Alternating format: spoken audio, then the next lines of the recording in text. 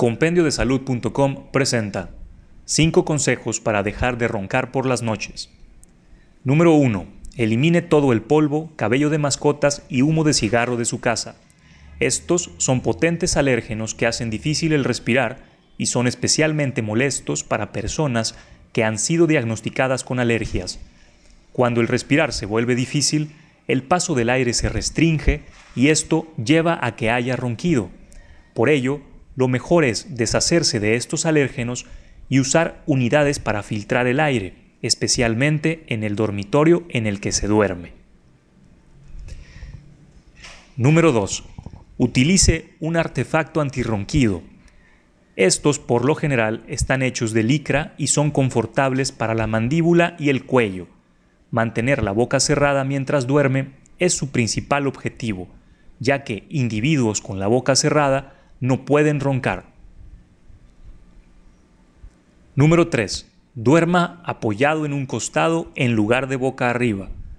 Estudios han demostrado que las personas que duermen boca arriba tienden a roncar más que los que duermen sobre un costado o boca abajo.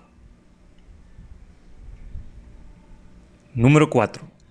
Si sufre de alergias, sinusitis o ha sido diagnosticado con gripe, resfriado, trate de inhalar vapor caliente antes de dormir.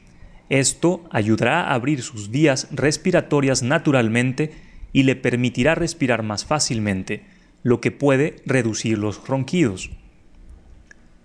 Número 5. Intente utilizar 2 almohadas en lugar de solo una. Con el nivel de su cabeza elevada ligeramente, sus vías respiratorias no se restringirán. Seguido, las vías respiratorias se bloquean cuando el tejido adiposo de la garganta se relaja y se vuelve difícil el respirar. Los ronquidos son el resultado de esto y tener una almohada extra puede ser útil para resolverlo. Esta información pretende solamente brindar orientación y no debe ser usada en lugar de las indicaciones de su médico. Por favor, consulte a su médico para que le brinde el diagnóstico y tratamiento adecuado. Gracias por su atención. Para más información, visita nuestro sitio web www.compendiodesalud.com.